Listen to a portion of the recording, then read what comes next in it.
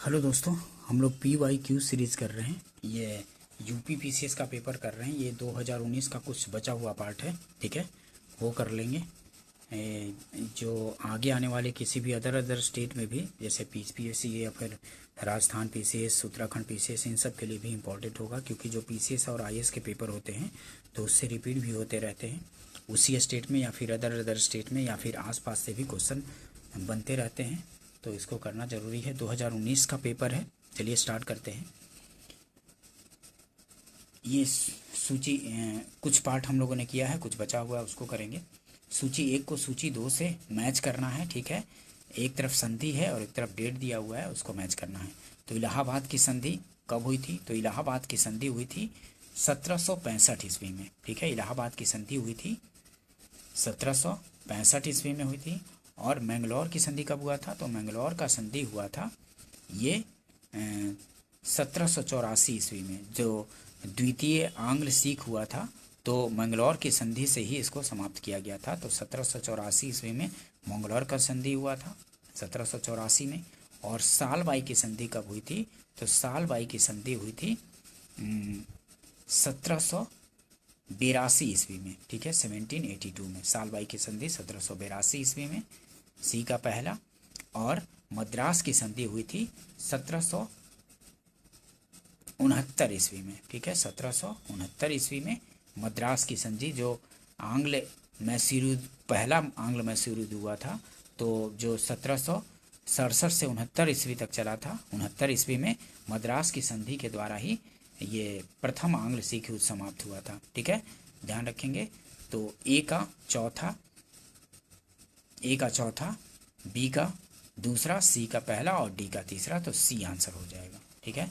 इलाहाबाद की संधि 1765, मैंगलोर की संधि 1784, सालबाई की संधि 1782 और मद्रास की संधि 1769 ईस्वी में, ठीक है। इलाहाबाद की प्रथम संधि कब हुई थी?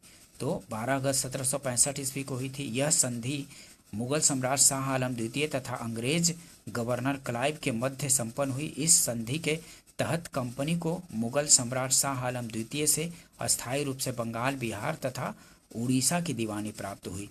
इसके बदले कंपनी ने मुगल सम्राट को 26 लाख रुपए की वार्षिक पेंशन देना स्वीकार किया। साथ ही कंपनी ने अवध के नवाब से कड़ा और इलाहाबाद के जिले लेकर मुगल सम्राट शाह आलम द्वितीय को सौंप दी, ठीक है, ध्यान रखेंगे।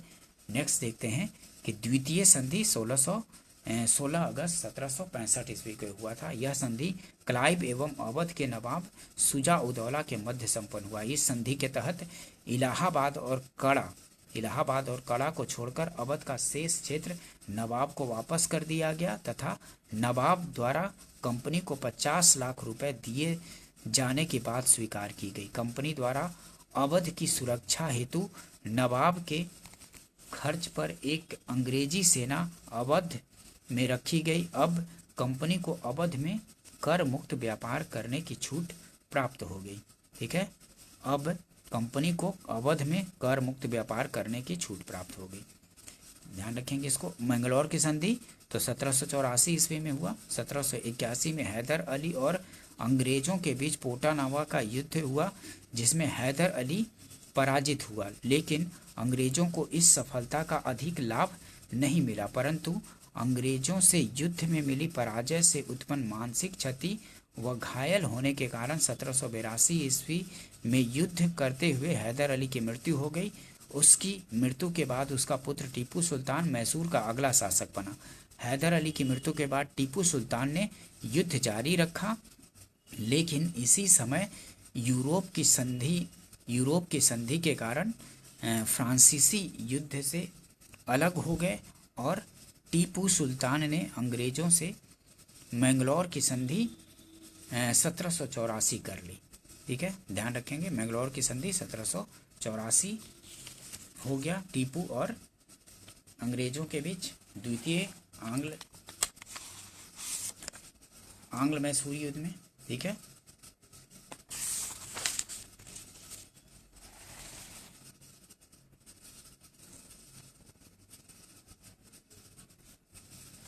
यहाँ पे मैंने आंग्ल सिख युद्ध बोल दिया था क्या?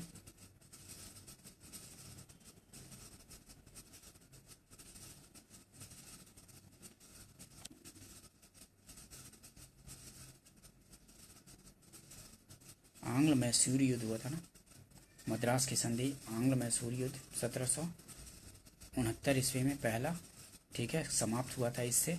और दूसरा मैंगलोर की संधि से समाप्त हुआ था आंग्ल मैसूर युद्ध 1784 ईस्वी में, ठीक है।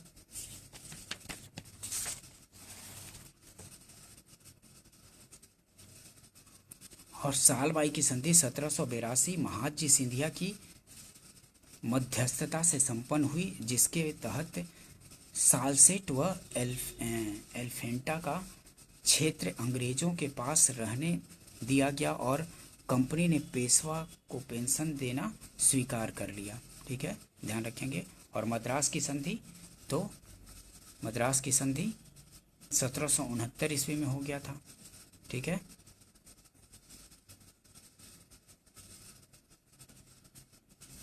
नेक्स्ट क्वेश्चन देखते हैं।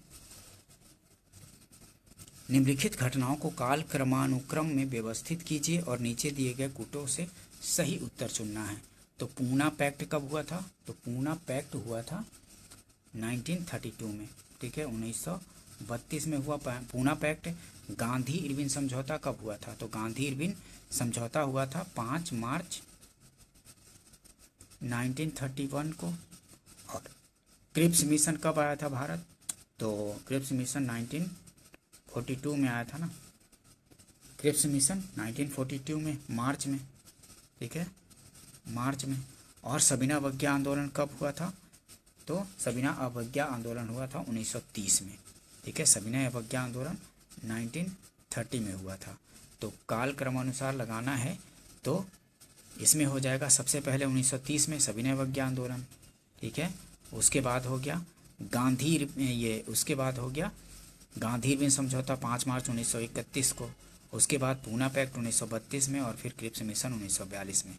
तो 4-2 फिर 1 और फिर 3, ठीक है, सी आंसर हो जाएगा, ध्यान रखेंगे इसको। नेक्स्ट क्वेश्चन देखेंगे। असैनिक प्रशासन 1905 के संदर्भ में कौन सा कथन सही है? तो असैनिक प्रशासन 1905 के संदर्भ में इनमें से कौन सा कथन सही है? तो लॉर्ड कर्जन ने प्रांतीय सीमाओं को पुनर्गठित करने का निर्णय लिया, सही है। लॉर्ड कर्जन ने प्रांतीय सीमाओं को पुनर्गठित करने का निर्णय लिया, सही है। और पूर्वी बंगाल और असम नामक एक नया प्रांत बनाया गया, पूर्वी बंगाल और असम नामक एक नया प्रांत बनाया गया, ये भी सही है। कर्जन ने प्रांतीय सीमाओं को पुनर्गठित करने का निर्णय लिया था, ठीक है, जो बंगाल विभाजन करके, ठीक है, 1905 ईस्वी में कर्जन ने प्रांतीय सीमाओं को पुनर्गठित करने का निर्णय लिया था 1905 ईस्वी में, जो बंगाल का विभाजन किया गया था, ठीक है, पहला भी सही है। और पूर्वी बंगाल और असम नामक एक नया प्रांत बनाया गया, ये भी सही है। तो दोनों सही है, बी आंसर हो जाएगा। ए पहला और दूसरा दोनों सही है। नेक्स्ट क्वेश्चन देखेंगे। मुस्लिम लीग एवं भारतीय राष्ट्रीय कांग्रेस के बीच राजनीतिक गतिरोध को दूर करने के लिए CR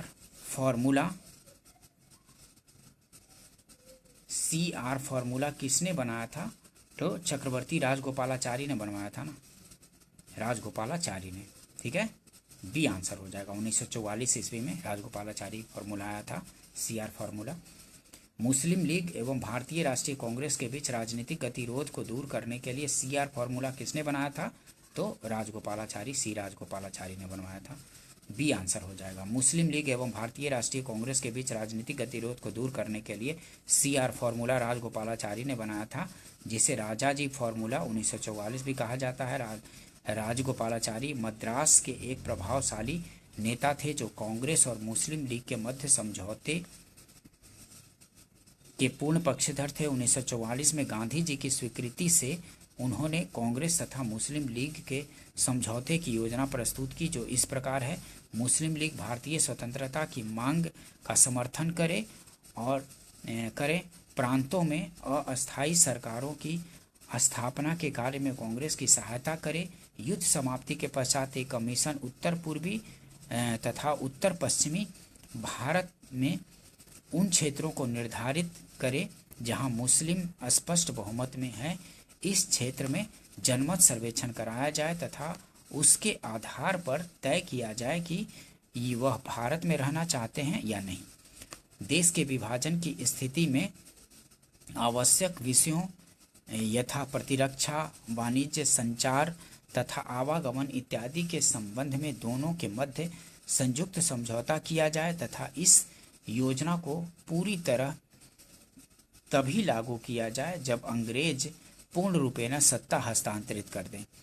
उल्लेखनीय है कि जिन्ना ने इस फॉर्मूले को यह कहकर अस्वीकृत कर दिया कि उन्हें दीमक लगा सड़ा गला पाकिस्तान नहीं चाहिए। ठीक है, ये सी राजगोपालाचारी जो फॉर्मूला आया था, तो इसमें ये था कि पहले भारत को स्वतंत्रता कराया जाए, उसके बाद जो भी होगा देखा जाएगा कि भारत पाकिस्तान मतलब कि अलग किया जाएगा या फिर क्या होगा ये, लेकिन पहले मतलब कि भारत को स्वतंत्रता दिलाने के पक्षधर, ये इस तरह के फॉर्मूला आया था सी राजगोपालाचारी द्वारा जो आया था। ठीक है, the rise and growth of economic nationalism in India के लेखक कौन थे? तो बिपिन चंद्र थे। डी आंसर हो जाएगा। The rise and growth of economic nationalism in India के लेखक थे बिपिन चंद्र। डी आंसर हो जाएगा। नेक्स्ट क्वेश्चन देखते हैं।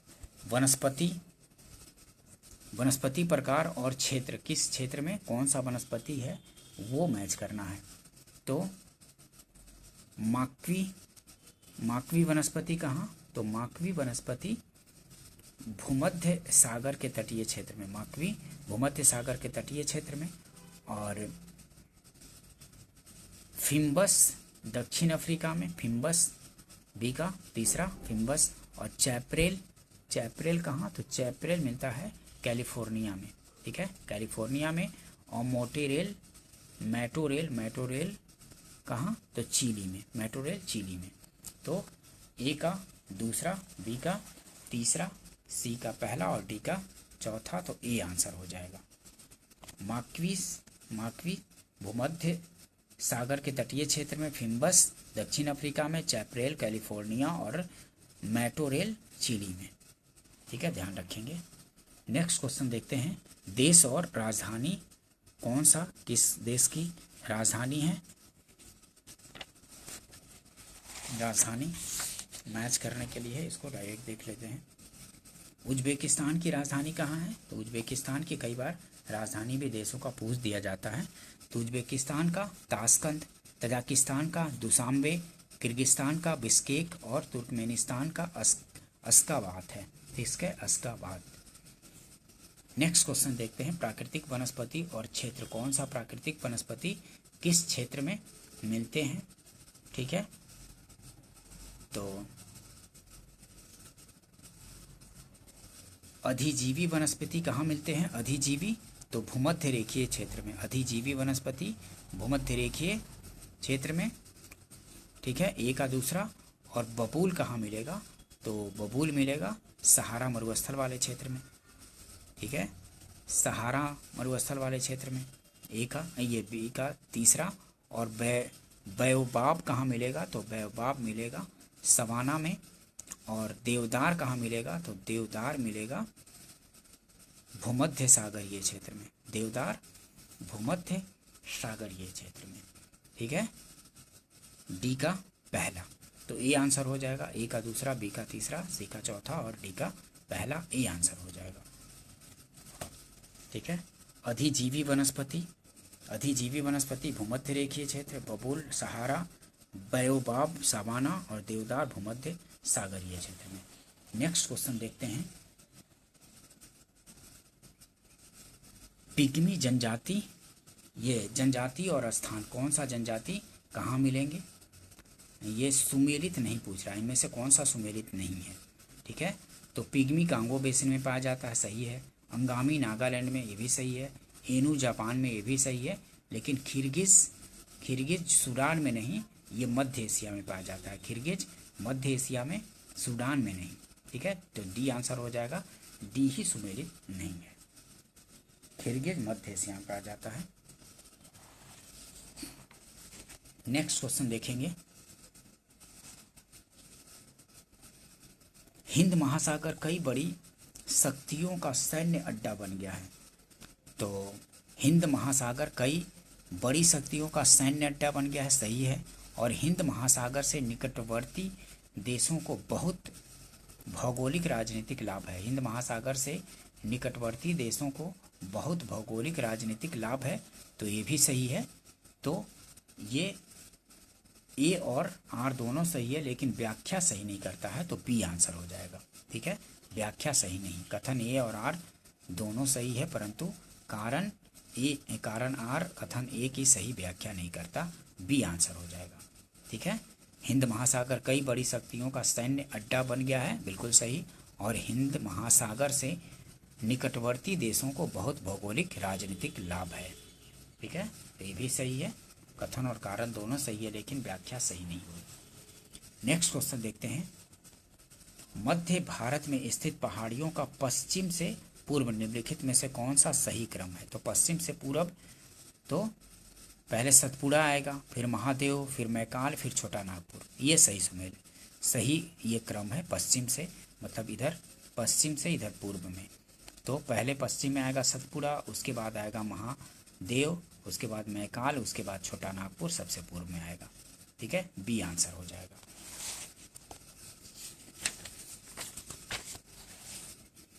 पहाड़ियों का क्रम पूरब से पश्चिम, उत्तर से दक्षिण, ये लगाने के लिए पूछा जाता है, तो इसको ध्यान से करेंगे। भारत में सर्वाधिक सघनता वाला भूकंपीय क्षेत्र हिमालय क्षेत्र में स्थित है, तो ये सही है। भारत का सर्वाधिक सघनता वाला भूकंपीय क्षेत्र हिमालय क्षेत्र में स्थित है, सही है। और हिमालय में कई अनुदैर्य उत्क्रम क्षेत्र अवस्थित हैं, तो हिमालय में कई अनुदैर्य उत्क्रम क्षेत्र अवस्थित हैं, तो ये भी सही है। कथन और कारण दोनों सही है और सही व्याख्या भी करता है, ये आंसर हो जाएगा। ठीक है, भारत में सर्वाधिक सघनता वाला भूकंपीय क्षेत्र हिमालय क्षेत्र में स्थित है, सही है। और हिमालय में कई अनुदैर्य उत्क्रम क्षेत्र अवस्थित है, ये भी सही है। तो कथन और कारण दोनों सही है और सही व्याख्या भी करता है, तो ए आंसर हो जाएगा। नेक्स्ट क्वेश्चन देखते हैं। मणिपुर पहाड़ियों से घिरा इम्फाल बेसिन एक सुंदर उदाहरण है, किसका? तो मणिपुर पहाड़ियों से घिरा इम्फाल बेसिन एक सुंदर उदाहरण है सरोवरीय मैदान का। ठीक है, सरोवरीय मैदान का उदाहरण है, ये आंसर हो जाएगा। नेक्स्ट क्वेश्चन देखेंगे। निम्नलिखित में से कौन सा अपने भ्रंश घाटी प्रवाह के लिए प्रसिद्ध है? तो भ्रंश घाटी प्रवाह के लिए इनमें से दामोदर प्रसिद्ध है। ठीक है, निम्नलिखित नदियों में से कौन सा अपने भ्रंश घाटी प्रवाह के लिए प्रसिद्ध है? तो दामोदर नदी, बी आंसर हो जाएगा। नेक्स्ट क्वेश्चन देखेंगे। निम्नलिखित प्राकृतिक प्रदेशों में से किसे बड़े शिकारों की भूमि के नाम से जाना जाता है? निम्नलिखित प्राकृतिक प्रदेशों में से किसे बड़े शिकारों की भूमि के नाम से जाना जाता है? तो उष्णकटिबंधीय सवाना प्रदेश को। ठीक है, उष्णकटिबंधीय सवाना प्रदेश को बड़े शिकारों की भूमि के नाम से जाना जाता है, उष्णकटिबंधीय सवाना प्रदेश को, डी आंसर हो जाएगा। नेक्स्ट क्वेश्चन देखते हैं।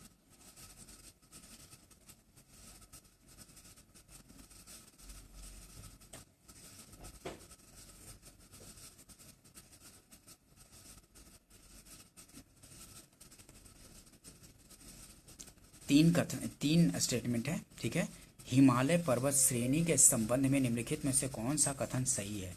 तो हिमालय के बारे में है 3 कथन, इनमें से कौन सा कथन सही है? तो मुख्य हिमालय की परतदार चट्टानें जीवाश्महीन हैं, तो मुख्य हिमालय की परतदार चट्टानें जीवाश्महीन हैं, सही है।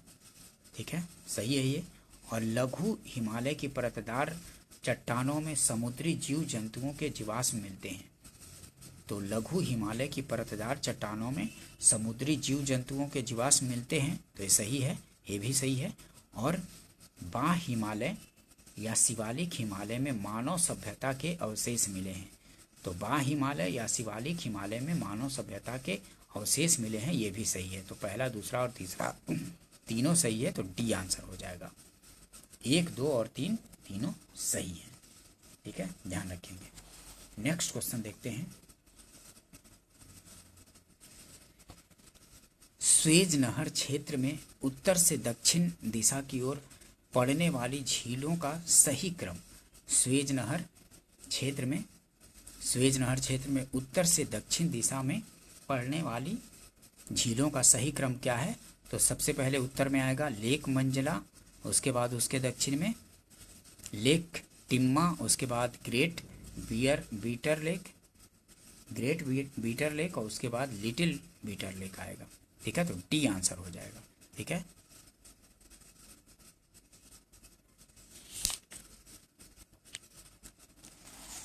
अभी मिडिल ईस्ट में या वेस्ट एशिया में काफ़ी मतलब कि जब से ईरान पे यूएस और इजराइल ने अटैक किया है तब वो काफ़ी अभी चर्चा में है, तो इस वजह से उस एरिया से काफ़ी क्वेश्चन अभी पूछे जा सकते हैं, क्योंकि स्टेट और ऑफ हॉर्मुज को ईरान के द्वारा ब्लॉक कर दिया गया है। और कुछ मतलब कि जैसे फ्रेंडली कंट्री जैसे इंडिया, चाइना, पाकिस्तान और रसिया, इन सब का जो शिपमेंट है वो तो आने दे रहा है, लेकिन जैसे यूएस और अदर जो इनेमी कंट्री है उनका शिप को नहीं जाने दे रहा है। ठीक है, तब से ज़्यादा अभी चर्चा में है वेस्ट एशिया। ईरान पे अटैक होने के बाद जो 28 फरवरी को अटैक किया गया ना ईरान पे, ठीक है, 2026 28 फरवरी 2026 को जब से अटैक किया गया है तब से 1 महीना हो गया है। ठीक है, स्टेट ऑफ हॉर्मुज को ईरान के द्वारा ब्लॉक किया गया है। ठीक है, कुछ मतलब फ्रेंडली कंट्री का तो शिपमेंट आने दे रहा है, लेकिन जो इजराइल या फिर यूएस इन सब का जो जहाज़ है वो नहीं जाने दिया जा रहा है। ठीक है, और अभी वार का सिचुएशन लगातार बढ़ता ही जा रहा है। ठीक है, अभी सिचुएशन और भी ख़राब ही होते जा रहा है जब तक ये अभी दोनों तरफ से सीज़ फायर नहीं हो जाता है, और उसके वजह से तेल, गैस, इन सब का किल्लत बढ़ता ही जा रहा है। ठीक है, चलिए आगे करते हैं क्वेश्चन। टेलीग्राफिक पठार हिस्सा है किसका? तो टेलीग्राफिक पठार हिस्सा है उत्तर अटलांटिक कटक का। ठीक है, टेलीग्राफिक पठार हिस्सा है उत्तर अटलांटिक कटक का। ए आंसर हो जाएगा। टेलीग्राफिक पठार हिस्सा है उत्तर अटलांटिक कटक का। ए आंसर हो जाएगा। नेक्स्ट क्वेश्चन देखते हैं। सूची 1 को सूची 2 से मैच करना है। तो विली विलीज ये चक्रवात है और एक तरफ देश है, तो विली विलीज चक्रवात कहाँ आते हैं? तो विली विलीज चक्रवात आता है ऑस्ट्रेलिया में। ठीक है, ऑस्ट्रेलिया में विली विलीज चक्रवात। और टैफू कहाँ आता है? तो टैफू आता है जापान में। ठीक है, टैफू आता है जापान में। और बोगुयो कहाँ आता है? तो बोगुयो आता है फिलीपींस में। बोगुयो आता है फिलीपींस में। और हरिकेन्स आता है यूएसए में। ठीक है, हरिकेन्स यूएसए में, ध्यान रखेंगे, हरिकेन्स यूएसए में। तो ए का दूसरा, बी का तीसरा, सी का पहला और डी का चौथा, तो डी आंसर हो जाएगा। ठीक है, विली विलीज उष्णकटिबंधीय चक्रवात है और एक तरफ देश है, तो विली विलीज ऑस्ट्रेलिया में आता है, टैफू जापान में, बोगुयो फिलीपींस में और हरिकेन्स यूएसए में आता है। ये काफ़ी पूछा जाता है चक्रवात के बारे में, बार बार रिपीट होता रहता है, इसको ध्यान में रखेंगे। नेक्स्ट क्वेश्चन देखेंगे। निम्नलिखित में से कौन सा एक नगर साइबेरिया पारिय रेल मार्ग पर अवस्थित नहीं है? तो निम्नलिखित में से कौन सा एक नगर साइबेरिया पारिय रेल मार्ग पर अवस्थित नहीं है? तो सोची जो है ये साइबेरिया पारिय रेल मार्ग पर अवस्थित नहीं है। ठीक है, सी आंसर हो जाएगा। नेक्स्ट क्वेश्चन देखते हैं। पवन है और तरफ देश है, कौन सा पवन किस देश में चलता है वो देखना है। तो सांता अन्ना जो है ये सुमेलित नहीं है, पूछ रहा है कौन सा सुमेलित नहीं है। ठीक है, तो सांता अन्ना कैलिफोर्निया में। ठीक है, सांता अन्ना कैलिफोर्निया की पवन है। हबूब सूडान की और यामो जापान की, लेकिन मिस्ट्रल जो है मिस्ट्रल ऑस्ट्रेलिया की नहीं है, तो यही सुमेलित नहीं है, डी सुमेलित नहीं है।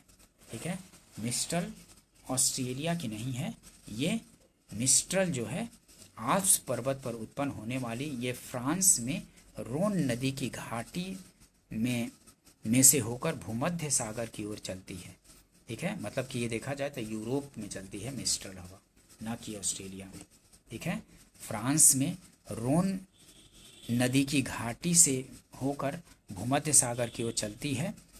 मुख्यतः रोन डेल्टा तथा लॉयंस की खाड़ी में चलती है। यह बहुत ठंडी, शुष्क एवं तेज गति से चलने वाली स्थानीय पवन है। इसके आने से तापमान हिमांक के नीचे गिर जाता है।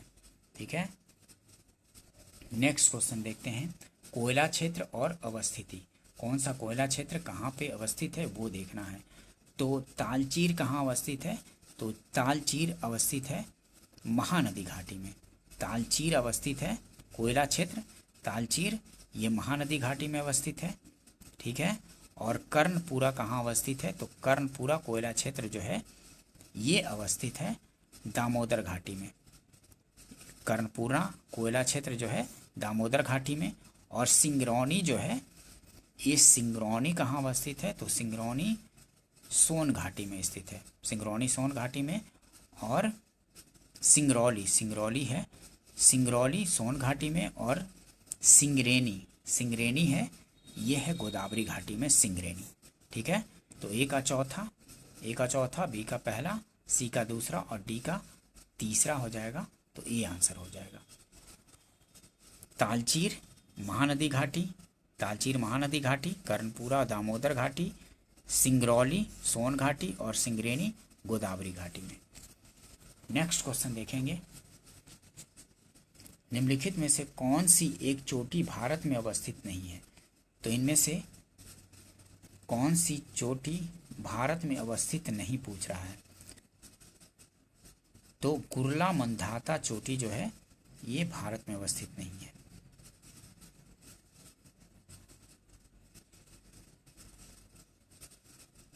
ठीक है, गुरला मंदाता चोटी जो है, निम्नलिखित में से कौन सी चोटी भारत में अवस्थित नहीं है? तो गुरला मंदाता ये नहीं है।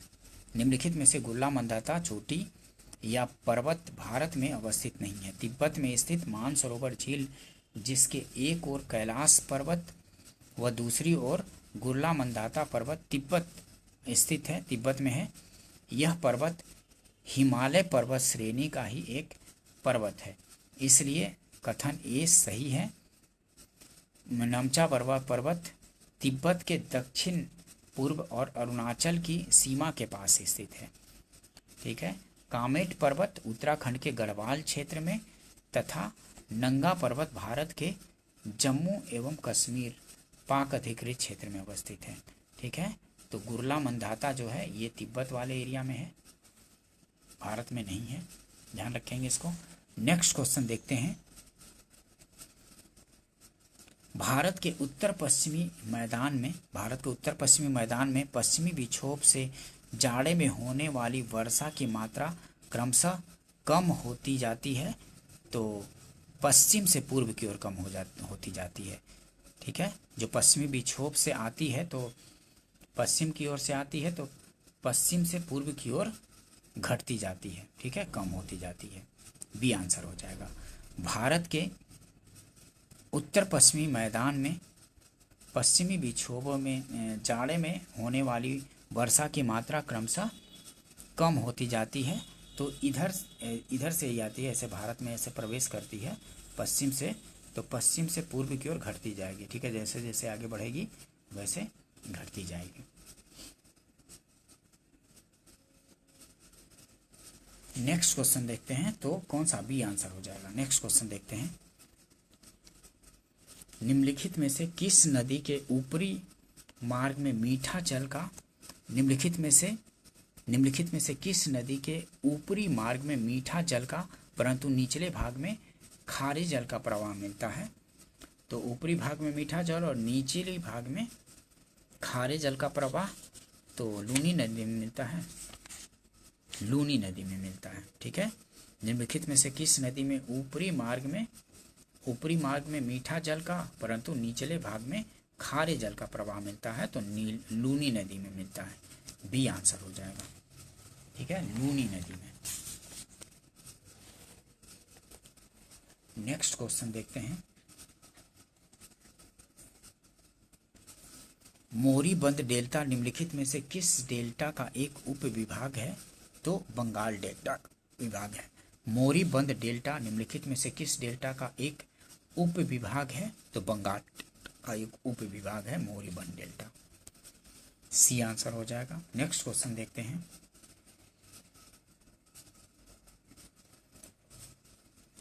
उत्तर प्रदेश में कथन और कारण का प्रश्न है। उत्तर प्रदेश में गन्ना तथा चीनी का उत्पादन महाराष्ट्र से अधिक है परंतु उत्पादकता कम है। सही है, ठीक है। उत्तर प्रदेश में गन्ना तथा चीनी का उत्पादन महाराष्ट्र से अधिक है परंतु उत्पादकता कम है, ये सही है। और महाराष्ट्र में अधिकांश चीनी मिलें सहकारी क्षेत्र में स्थापित हैं, तो ये भी सही है। महाराष्ट्र में जो अधिकांश चीनी मिलें हैं वो सहकारी क्षेत्र में स्थापित हैं, तो कथन भी सही है और कारण भी सही है, लेकिन व्याख्या सही नहीं है, ठीक है। व्याख्या सही नहीं है तो बी आंसर हो जाएगा, ठीक है। बी आंसर होगा। कथन ए तथा कारण आर दोनों सही, परंतु कारण आर कथन ए की सही व्याख्या नहीं है। बी आंसर हो जाएगा, ध्यान रखेंगे इसको। नेक्स्ट क्वेश्चन देखते हैं। इकोसिस्टम के संबंध में निम्नलिखित में से क्या सत्य है? तो इकोसिस्टम के संबंध में क्या सत्य है?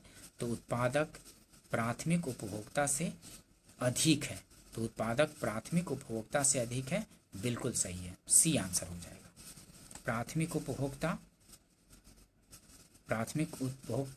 उत्पादक पर न्यूनतम रूप से आश्रित है।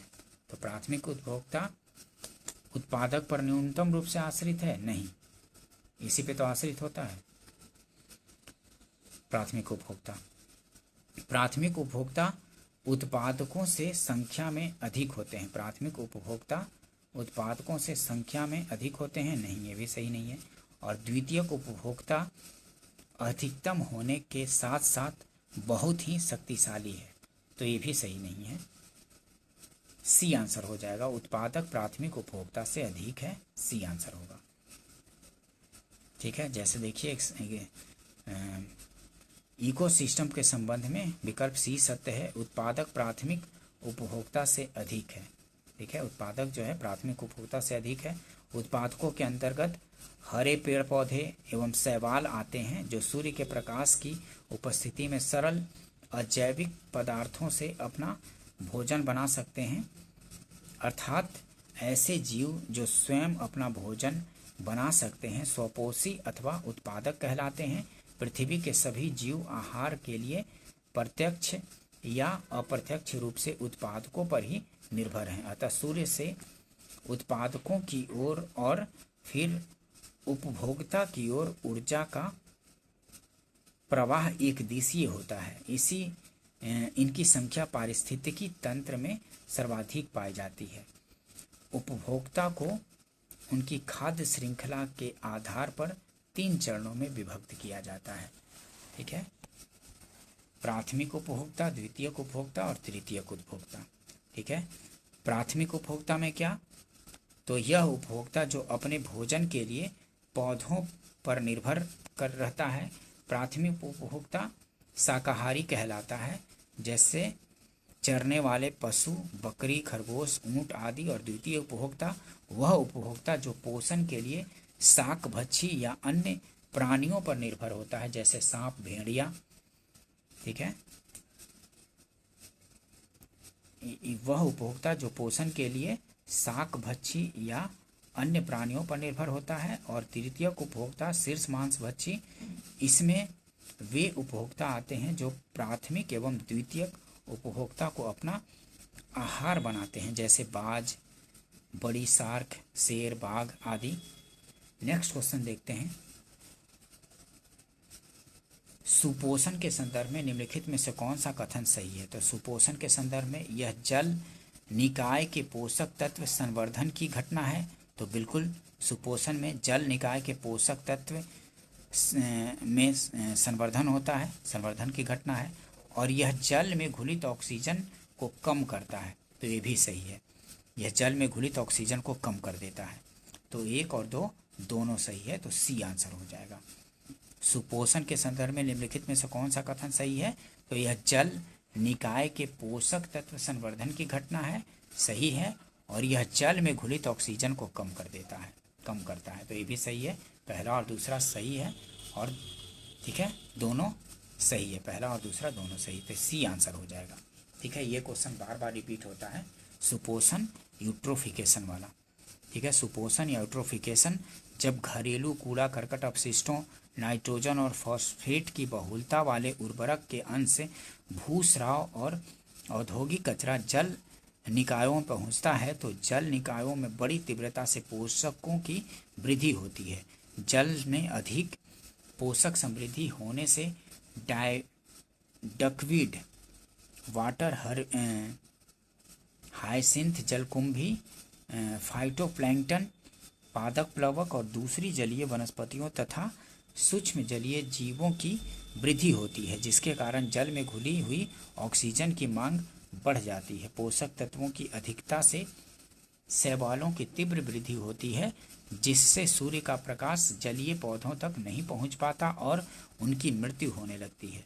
मरे हुए सड़े गले पौधों और जैविक पदार्थों के सूक्ष्म जीवों द्वारा अपघटन से पानी में घुली हुई ऑक्सीजन की मात्रा कम हो जाती है, जिसके कारण बड़ी संख्या में जलीय जीवों का नाश होता है। सुपोषण के संदर्भ में दोनों कथन सही है। ठीक है, तो विकल्प सी सही हो जाएगा। मानव गतिविधियों में परिवर्तन, ये परिवर्तित पर्यावरण कहलाता है। तो मानव गतिविधियों से परिवर्तित पर्यावरण, तो ये एंथ्रोपोजेनिक पर्यावरण कहलाता है। ठीक है, मानवीय हस्तक्षेप जब होता है तो उसी को बोलते हैं एंथ्रोपोजेनिक। मानव गतिविधियों से परिवर्तित पर्यावरण कहलाता है तो एंथ्रोपोजेनिक पर्यावरण कहलाता है। बी आंसर हो जाएगा। मानव गतिविधियों जैसे तीव्र नगरीकरण, औद्योगिक क्रांति, प्राकृतिक संसाधनों के अंधाधुंध दोहन के परिणाम स्वरूप पर्यावरण में होने वाले परिवर्तन अथवा मनुष्यों द्वारा उत्पन्न प्रदूषण को एंथ्रोपोजेनिक पर्यावरण प्रदूषण कहते हैं। प्रदूषण को परिभाषित करते हुए कहा जा सकता है कि पर्यावरण के अजैविक घटकों, वायु, जल, मृदा के भौतिक, रासायनिक एवं जैविक अभिलक्षणों में होने वाला वह अवांछनीय परिवर्तन जिससे जीवन एवं जीवन आधारित तंत्रों पर नकारात्मक प्रभाव पड़ता है। ठीक है, प्रदूषण कहलाता है। ठीक है, तो मानव गतिविधियों से परिवर्तित पर्यावरण एंथ्रोपोजेनिक पर्यावरण कहलाता है। बी आंसर हो जाएगा। मानवीय हस्तक्षेप से जो पर्यावरण में प्रदूषण उत्पन्न होता है उसी को बोलते हैं एंथ्रोपोजेनिक। नेक्स्ट क्वेश्चन देखेंगे, निम्नलिखित कथनों में से कौन सा सत्य नहीं है? तो भूमध्य रेखा से ध्रुवों की ओर जाति विविधता में वृद्धि होती है।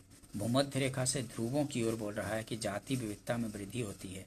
नहीं, ध्रुवों की ओर तो कम होगा ना, भूमध्य रेखा पर ही ज़्यादा मिलता है जैव विविधता, जाति विविधता। तो ये गलत हो गया, यही सत्य नहीं है, ये असत्य नहीं है। ठीक है, तो ये आंसर हो जाएगा, सत्य नहीं पूछ रहा था। अब देखिए उष्ण कटिबंधीय, नेक्स्ट देखते हैं।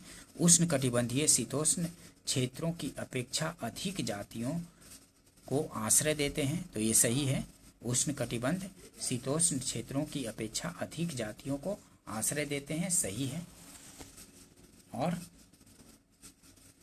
विशालतम जैव विविधता आमेजनी वर्षा वनों में पाई जाती है। विशालतम जैव विविधता आमेजनी वर्षा वनों में पाई जाती है, बिल्कुल सही है। और जाति विविधता शीतोष्ण क्षेत्रों से ध्रुवों की ओर घटती है, तो जाति विविधता शीतोष्ण क्षेत्रों से ध्रुवों की ओर घटती जाती है, तो ये भी सही है। तो ए आंसर सही होगा, क्योंकि ये ही सत्य नहीं है। ठीक है, देखिए भूमध्य रेखा से ध्रुवों की ओर जाने पर तापमान में कमी के कारण जाति विविधता में कमी आती है, जबकि विषुवतीय प्रदेशों व उष्णकटिबंधीय प्रदेशों में उच्च तापमान के कारण पर्याप्त वर्षा प्राप्त होती है, जिस कारण यहाँ सघन, ऊंचे व विश्व के सर्वाधिक विविधतापूर्ण जैव संपदा वाली जाति विविधता पाई जाती है। अर्थात ध्रुवों से भूमध्य रेखा की ओर आने पर जाति विविधता में वृद्धि होती है, तो ए सत्य नहीं है, यही पूछ रहा था। नेक्स्ट क्वेश्चन देखते हैं, निम्नलिखित में से कौन सा वायु प्रदूषण के जैविक सूचक का प्रसिद्ध उदाहरण है, तो लाइकेन जो है यही जैविक सूचक, ये मतलब वायु प्रदूषण के जैविक सूचक का प्रसिद्ध उदाहरण है। निम्नलिखित में से कौन सा वायु प्रदूषण के जैविक सूचक का प्रसिद्ध उदाहरण है? तो लाइकेन्स है। ये क्वेश्चन काफी बार पूछा जाता है कि वायु प्रदूषण के जैविक सूचक का प्रसिद्ध उदाहरण, तो लाइकेन्स है। ये आंसर हो जाएगा। नेक्स्ट क्वेश्चन देखते हैं। गैस जो धान के खेत से उत्सर्जित होती है तथा भूमि के तापमान में वृद्धि करती है वह है, तो कौन है? मीथेन। ठीक है, गैस जो धान के खेत से उत्सर्जित होती है, मीथेन निकलता है ना धान के खेत से। ठीक है, डी आंसर हो जाएगा, जो कि ग्लोबल वार्मिंग में भी योगदान देता है। ठीक है, गैस जो धान की खेत से उत्सर्जित होती है तथा भूमि के तापमान में वृद्धि करती है वह है मीथेन। डी आंसर हो जाएगा, धान के खेत से मीथेन निकलता है, डी आंसर होगा। नेक्स्ट क्वेश्चन देखेंगे।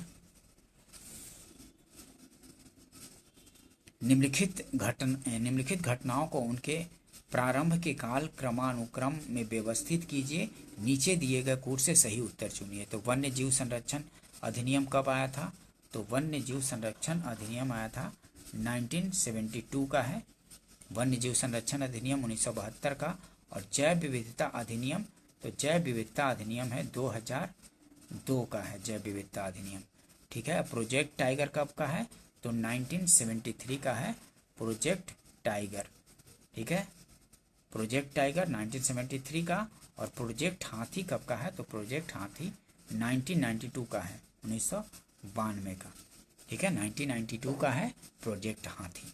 तो कालक्रम में लगा लीजिए, तो कौन सा हो जाएगा? पहले 1972 वाला आएगा, फिर 1973 आएगा।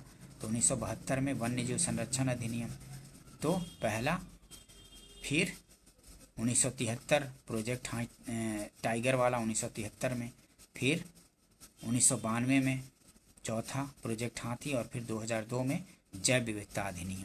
ठीक है, जैव विविधता अधिनियम 2002 में। तो बी आंसर हो जाएगा 1, 3, 4 और 2।